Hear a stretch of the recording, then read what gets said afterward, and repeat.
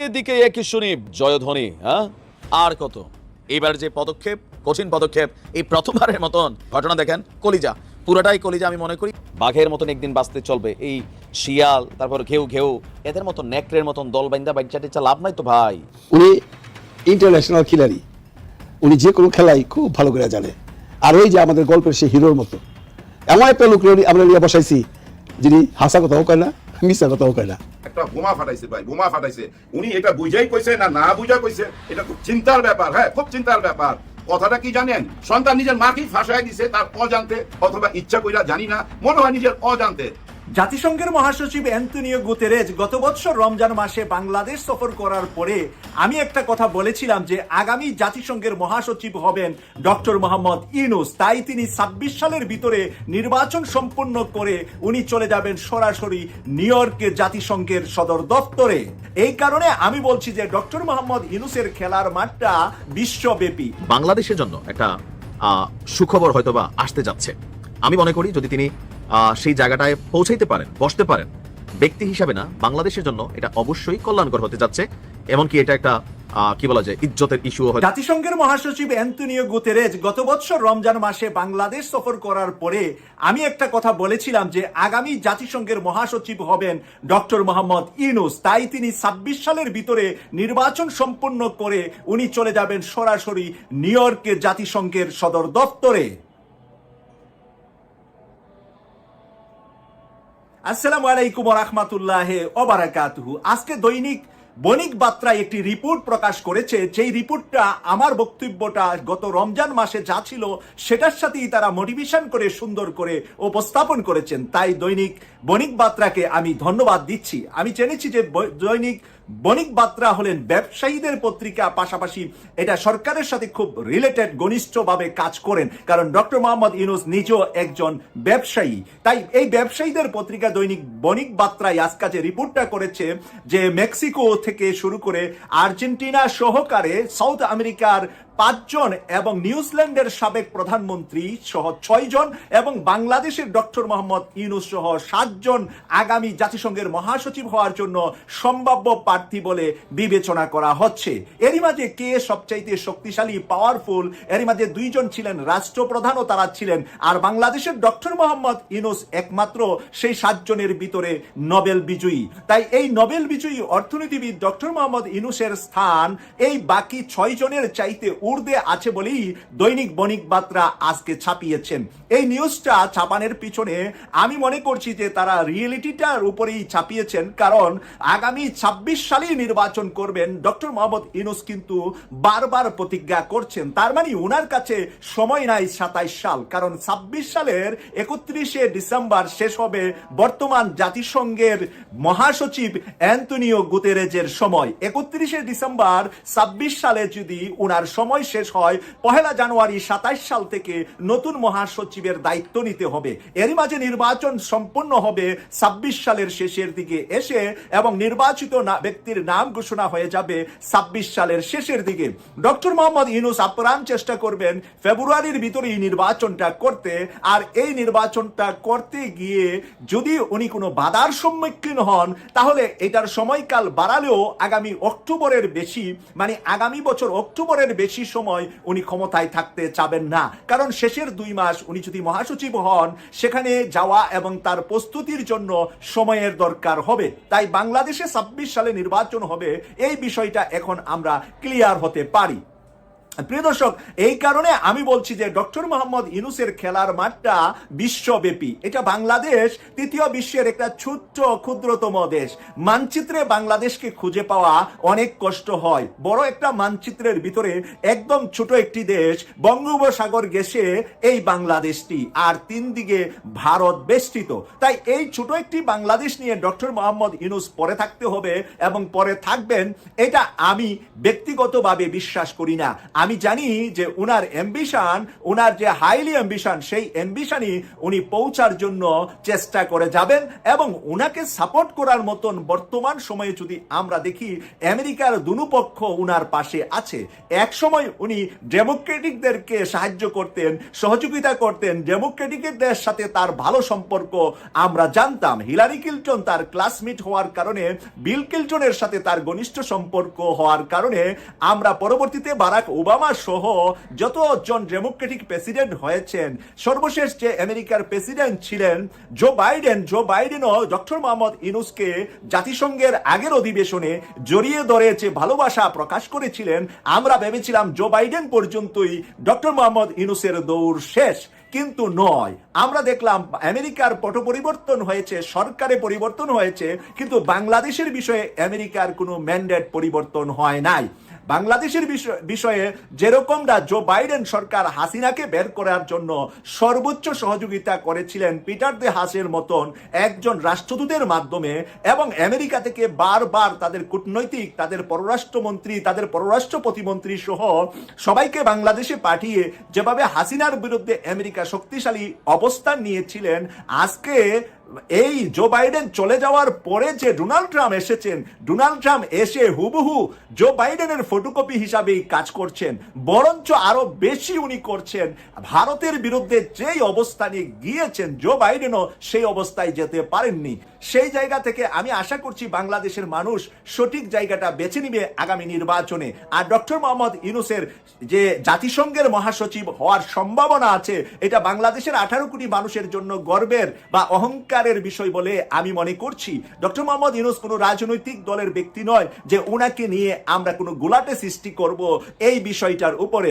জাতিসংঘের মহাসচিব যদি ডক্টর মোহাম্মদ ইউনূস হয়, তাহলে সত্যি সত্যি আমরা সুইজারল্যান্ড হব, এই প্রত্যাশা আমি করছি। আজকে মির্জা ফখরুল সাহেব বলতেছে জামাতে ইসলামের নিজামী সাহেব, গোলাম আজম সাহেব এবং বিএনপির সালাউদ্দিন কাদের সাহেবের ওই যে বিচার হয়েছিল, রাজাকার ট্যাগ দিয়ে যে বিচারটা হয়েছিল, ওই বিচারটা ঠিক হয় নাই। আজকে মির্জা ফখরুল সাহেব বলতেছে যে ওই বিচার সঠিক হয় নাই, ভুল হয়েছে, ভুল মানে মিস্টেক কে কইছে জানেন? জয়, হ্যাঁ বাইক না কিন্তু মিস্টেক বলছে। কি ব্যাপারে মিস্টেক বলছে বলতেছি, আগে এটা শেষ করি। দেখেন এত দেরিতে এসে যে কথাটা বললো যে উনাদেরকে রাজাকার বলা যাবে না, অথবা রাজাকার ট্যাগ দিয়ে যে বিচারটা হয়েছে সেটা ভুল বিচার হয়েছে, তার মানে কি ভাই?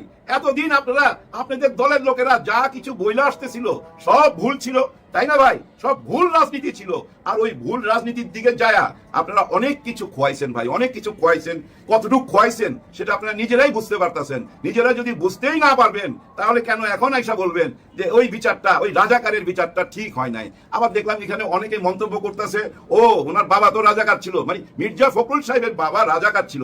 আমি ব্যক্তিগতভাবে জানি না ভাই, এগুলো সব শোনা কথা, আসলে ছিল কিনা জানি না। বলতেছে ওনার বাপ তো রাজাকার ছিল, যার জন্য এই ফিলিংসটা, রাজাকারদের প্রতি ফিলিংস। আর এই ধরনের কথা কারা বলতেছে বুঝুনি তো ভাই? হারু পার্টিরা, তারা হেরে গেছে, হেরে গিয়ে বিদেশে পালায়া গেছে। এমন না যে দেশের প্রধান পালায়া গেছে, বহু দেশ থেকে কিন্তু এখন পালাইতেছে, এই জিএনজি তে দৌড়ানি খায়া পালাইতেছে বহু দেশ থেকে। কিন্তু পুরা দেশের সব নেতা পালায়া যাচ্ছে না, হয়তো প্রধান কয়েকজন পালায়া যাচ্ছে। আর আমাদের এখানে দেখেন, প্রধান তো পালাইছে, মসজিদের ইমাম সহকারে পালাইছে, ডিসি, ওসি, পুলিশ, র্যাবের মধ্যে, পুলিশের মধ্যে, আর্মির মধ্যে এমন কোন জায়গা বাদ নাই যেখান থেকে পালায় নাই। আর যারা পালায়া গেছে তাদের বাড়ি ঘর ওইখানে আছে, আগের থেকেই কোটি কোটি ডলার পার করে দিয়ে রাখছে। ওদের কোনো দুশ্চিন্তা নাই, আরামের জীবন কাটাবে, বাকি জীবনটা আরামে কাটাবে। ওই অঙ্ক কইরাই তো ওরা চলছে। এবং বলতো না ওই যে কাদের, কে কাদের, কি কাদের, ওনার নাম জিএম কাদের, না জিএম কাদের তো হইল আমাদের এই যে জাতীয় পার্টি। হায় উনি কিন্তু ইদানিং অনেক ক্ষেত্রে বাঘের মতন গর্জন করে। তো আওয়ামী লীগ ছাড়া নির্বাচন হইলে সেই নির্বাচন সুষ্ঠু হবে না, এবং নিজেদের কথাও বলে ওনাদের ছাড়া নির্বাচন করলে সেটা সুষ্ঠু হবে না। ওনাদের তো ভাই নিষিদ্ধ করে নাই, আওয়ামী লীগকেও নিষিদ্ধ করে নাই, আওয়ামী লীগের কার্যক্রম স্থগিত রাখছে। কিন্তু ওনার মুখে আওয়ামী লীগের কথা শুই না আমি অবাক হই নাই, বলবেই তো, তাই না? কারণ ওনাদেরকে অনেকেই মনে করে মেড ইন ইন্ডিয়া। কারণ ওই যে ইন্ডিয়া থেকে আইসা বলছিল না যে না আমাকে কি বলছে, আমার সাথে কি আলাপ হয়েছে সেটা আমি বলতে পারবো না, ওনাদের অনুমতি লাগবে, ওনাদের অনুমতি ছাড়া উনি বলতে পারবে না। যার জন্য অনেকে বলে না মেড ইন ইন্ডিয়া, আবার অনেকে বলে ওইটা ইন্ডিয়ান বেড়াটা না, ওই যে ইন্ডিয়ান বেড়া, এরকম কথাও বলে। কিন্তু এই বলার পিছনে জনগণের কোনো দোষ নাই, আপনাদের কার্যকলাপ, হ্যাঁ আপনাদের কার্যকলাপ। যাই হোক, একটু আগে আমি সময়ের কথা বলতেছিলাম, ওই সময়তে আসি। দেখেন এই যে জয়, সজীব ওয়াজেদ জয়, সজীব নামটা কোথা থেকে আসছে আপনারা বুঝেন তো? মুজিব থেকে সজীব, হ্যাঁ বঙ্গবন্ধু শেখ মুজিবুর রহমানের থেকে মুজিব নিছে, ওই মুজিব থেকে সজীব ওয়াজেদ জয়, ওই সজীব ওয়াজেদ জয় তার আরেকটা নামও দিছিল ওনার নিজের মা। কি নাম দিছিল? আর এই নামটা কখন দিছিল? 71 সালে যুদ্ধ চলাকালীন এই সন্তান জন্মগ্রহণ করে এই ক্যান্টনমেন্টের একটি হাসপাতালে। তখন পাকিস্তান আর্মি উনার পাশ দিয়ে যাবার সময় উনার কোলে এই সজীবকে দেখা বলছিল ও কোন হ্যাঁ, তখন বলছিল জয় হ্যাঁ। তখন ওই আর্মি অফিসার বলছিল আর এক নরমুদ পায়দা হুয়া।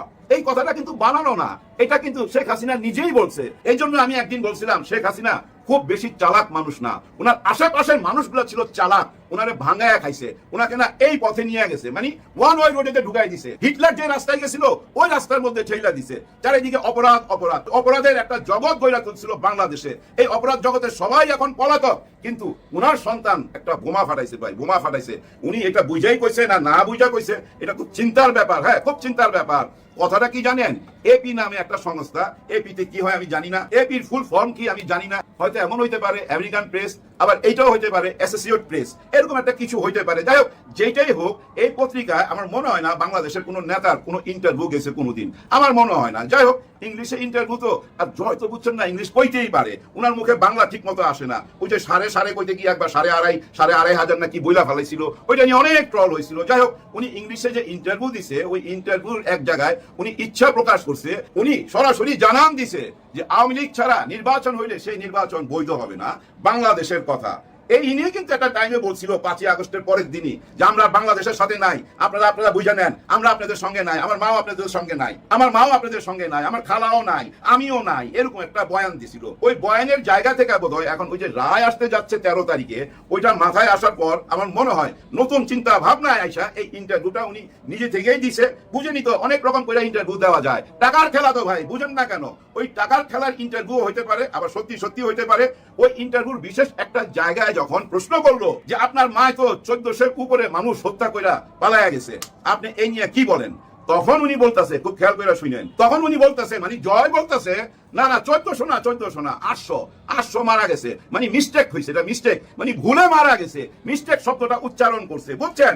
দেখেন, একজন মারলো যে বিচার হয়, 100 জন মারলো তো ওই বিচার হয়। 800 মারাটা ওনার কাছে মিস্টেক, ভুলে মাইরা ফেলাইছে। এখন দেখেন ওনার এই বয়ানটা একটা জলজান্ত সাক্ষী হয়ে গেল আন্তর্জাতিক বিচার ট্রাইব্যুনালে। কারণ উনি এপি নামে একটা বিখ্যাত পত্রিকায় সাক্ষাৎকারে বলতেছে আমার মা 1400 না 800 মারছে, 800। তার মানে কি উনি তো বড় সাক্ষী হয়ে গেল। দেখেন, নিজের অজান্তেই এই সাক্ষী হয়ে গেল। উনি সন্তান নিজের মাকেই ফাঁসায় দিছে তার অজান্তে, অথবা ইচ্ছা কইরা জানি না, মনে হয় নিজের অজান্তে। হয়তো ভাবছিল 1400 অনেক শোনা যায়, 800 কইলে মানুষের হয়তো ক্ষমা কইরা দিবে, এরকম চিন্তাও হইতে পারে ভাই। কারণ কি ভাই জানেন, বিদেশে লেখাপড়া করছে, কোটি কোটি ডলারের উপরে ঘুমাইছে, বিদেশিদের সঙ্গে চলাফেরা, বিদেশিদের বিয়ে করা, সবকিছুই তো বিদেশি। এই দেশটা হলো ওনার একটা ব্যাংক, এখান থেকে শুধু টাকা নিয়ে যাবে। যাই হোক, ওই টাকা নিয়ে এখন কাজে লাগাইছে। আমার মনে হয় উনি রাজনীতিতে আসতে চাচ্ছে, কারণ উনি বুঝা ফেলাইছে 13 তারিখে তো আমার মা এর ঝুলাই দিবে, এরপরে তো আমাকেই হাল ধরতে হবে।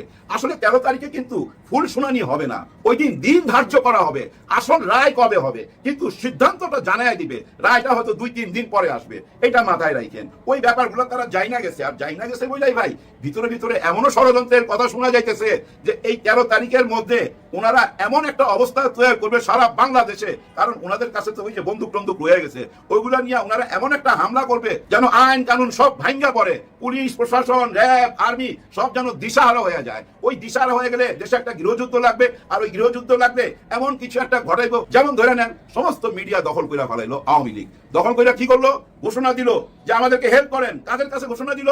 ভারতের কাছে। সিনেমার মতো ঘটনা। তখন ভারতের ওরা ঝাঁপাইয়া পড়লো বন্দুক টন্দুক লইয়া, বুঝছেন না, আমাদের দেশটাকে দখল করে নিল। এরকম চিন্তা ভাবনার মধ্যে চলে গেছে, এরকম গুজব ছড়ায় গেছে ভাই। অশান্তি। কারা শান্তিতে আছে জানেন? যারা এই ফেসবুকে ইউটিউবে থাকে না, ওই যে বাটন ফোন ইউজ করে শুধু আত্মীয় স্বজনের সাথে কথা বলতে, ওরাই সবচেয়ে শান্তিতে আছে। আর আমরা যারা সারাক্ষণ এইসব খোঁজ খবর নেই, দেশের কথা জানতে চাই, কেন জানতে চাই ভাই? ভিতরে একটু হইলো তো লাগে, এই দেশটাকে তো দেখে আসতেছি ভাই, বহু বয়স হয়েছে তো আমার, আমি দেখে আসছি ভাই, কাউকে আমি পাই নাই, দেশপ্রেমিক মানুষ পাই নাই, এই পর্যন্ত পাই নাই। চরম সত্যি কথাটা বললাম ভাই, এই দেশের মানুষ এত কঠিন। কেমন কঠিন জানেন? ধরেন একজন বোন ছিন্ন ভিন্ন কাপড়ে দাঁড়ায় রয়েছে, হ্যাঁ, তার গায়ের কাপড় চোপড় ছিন্ন ভিন্ন, ওইখানে 500 টাকা দেবে না কাপড় কেনার জন্য। অথচ দেখেন এই কাপড় খোলার জন্য 5-10 লাখ টাকা খরচ করে ফেলাবে, অথচ গায়ে কাপড় দিয়ে ঢাইকা দেওয়ার জন্য, ইজ্জত ঢাইকা দেওয়ার জন্য 500 টাকা খরচ করার মানুষ কম পাবেন। এইটাই হলো কঠিন বাস্তবতা। আমাদের বাংলাদেশের এখন সবচেয়ে বড় সত্যিকারের বাস্তবতা কি জানেন? আমাদের দেশ একটা জায়গায় পৌঁছায় গেছে, যেখান থেকে আর ব্যাক করার কোনো উপায় নাই। ওয়ান ওয়ে রোড, তো ওদিকেই যাইতে হবে। সেই রোডটা কি জানেন? একটা নতুন বাংলাদেশের। অনলাইন অ্যাক্টিভিস্ট পিনাকি ভট্টাচার্য একটা ব্রেকিং নিউজ দিয়েছেন। তিনি লিখেছেন যে গত 23শে অক্টোবর রাত, মানে গতকাল লিখেছেন, বাট এটা 23শে অক্টোবর, হয়তো বা তিনি ভুল করে ফেলছেন, যেদিন চায়না আছেন। তো 23শে অক্টোবর রাত 8টা থেকে 11টা পর্যন্ত সেনা ভবনে জেনারেল ওয়াকারের সাথে জরুরি গোপন মিটিং করেছেন বিএনপি নেতৃবৃন্দ। মির্জা ফখরুল ইসলাম আলমগীরের সঙ্গে ছিলেন মেজর জেনারেল অবসরপ্রাপ্ত ফজলে আলাহি আকবর। ফজলে আলাহি আকবর তিনি তো আপনারা জানেন যে বিএনপির একজন উপদেষ্টা, সম্ভবত উপদেষ্টা পদমর্যাদার বিএনপির আর একজন অচেনা ব্যক্তি। গত 14 মাসে এমন আরো কয়েকটি গোপন ও বিশাল মিটিং সম্পন্ন হয়েছে দুই জগতের মানুষের। কয়েকটা না, দুই একটা হয়েছে আর কি। প্রধান উপদেষ্টা কি জেনারেল ওয়াকারকে রাজনৈতিক নেতৃত্বের সাথে আলোচনার অনুমতি দিয়েছেন? অবশ্যই দিয়েছেন, সে অনুমতি আছে, আমি আপনাদেরকে বলবো। অতীতে কোনো সেনাপ্রধান এমন দুঃসাহস দেখায়নি। পিনাকি ভট্টাচার্য বলছেন অবশ্যই সত্য, অতীতে কোনো সেনাপ্রধান প্রধানমন্ত্রীর বিরুদ্ধে যায়নি। শেখ হাসিনা বলেছেন গুলি চালাও, ওয়াকার বলেছেন না গুলি চালাবো না। অতীতে কোনো সেনাপ্রধান এটা করেনি। এবং বিপ্লবের যেটা স্টেক হোল্ডার, হাসিনা পালিয়ে যাওয়ার পরে সেনাপ্রধান সবাইকে ডেকেছেন, আমন্ত্রণ জানিয়েছেন, কথা বলেছেন। এই কারণেই অন্য সেনাপ্রধান থেকে তিনি আলাদা। এগুলো তো বললেই হবে না। অনুমতি ছিল না বলেই কুর্মিটোলা গল্ফ ক্লাবের পেছন দিক রাস্তা দিয়ে গোপনে সেনাভবনের পেছন দরজা দিয়ে ওয়াকারের বাসভবনে ঢুকতে হয়েছে। প্রশ্ন হচ্ছে, এই দুই পক্ষ কি পেছনের দরজা দিয়ে অন্য কিছু করতে চায়? এখানে তিনি লিখেছেন যে দুইটি বিষয় আলোচনা হয়েছে। একটা হচ্ছে জেনারেল ওয়াকার অধ্যাপক মোহাম্মদ ইউনূসের অন্তর্বর্তীকালীন সরকার হটিয়ে বর্তমান প্রধান বিচারপতি রিফাত আহমেদের নেতৃত্বে একটি তত্ত্বাবধায়ক সরকার প্রতিষ্ঠার পর নতুন নেতৃত্বের অধীনে জাতীয় সংসদ নির্বাচন চায়, এটা পিনাকি ভট্টাচার্যের মতে। বিপরীতে বিএনপির মহাসচিব মির্জা ফখরুল ইসলাম আলমগীর জনপ্রশাসন ও পুলিশের মধ্যে তাদের কাছে বিশ্বাসযোগ্য অফিসারদের গুরুত্বপূর্ণ ও লাভজনক পদে বসানোর পর জাতীয় সংসদ নির্বাচন সম্পন্ন করতে জেনারেল ওয়াকারের সমর্থন চেয়েছেন। এখন দেখুন, এই যে কথাটা, এটা যে কত মিথ্যা কথা। ওই জায়গায় কি আলোচনা হচ্ছে আমি জানি না। এখন উনি জানলেন কিভাবে আমি তাও জানি না, কারণ ওই জায়গায় তো তার মতে জেনারেল ওয়াকার, মির্জা ফখরুল ইসলাম আলমগীর এবং আরো কে ছিলেন, মির্জা ফখরুল ইসলাম আলমগীর ছিলেন এবং মেজর জেনারেল অবসরপ্রাপ্ত ফজলে আলাহি আকবর ছিলেন, একজন অচেনা ব্যক্তি ছিলেন। তাহলে রুদ্রদ্বার বৈঠক তিন জানেন কেমনে? প্রশ্ন আছে, তাই না? আমি বিএনপির অনেক ঊর্ধ্বতন নেতাদের সঙ্গে কথা বলেছি, তাদের ডক্টর ইউনূসের ব্যাপারে কোনো সমস্যা নেই। তারা আসলেই মনে করেন যে ডক্টর ইউনূস একজন সৎ ব্যক্তি, একজন নির্লোভ ব্যক্তি এবং তার অধীনেই সুষ্ঠু নির্বাচন হতে পারে। তবে তারা কিছু উপদেষ্টাদের ব্যাপারে আপত্তি জানিয়েছেন, কিন্তু এই উপদেষ্টারা না থাকলে নির্বাচনে যাব না, এটা তারা এখনো বলেননি। এবং খুবই দুঃখজনক যে ফয়জুল কবির খান, তার ব্যাপারে বিএনপি কমপ্লেন করেছে। লোকটা কিন্তু অত্যন্ত সৎ। এখন আমি বিশ্বাস করি কি জানেন, মানে বিএনপি এবং জামাত উভয় দলই চায় তাদের পছন্দের আমলাদের বসানোর জন্য।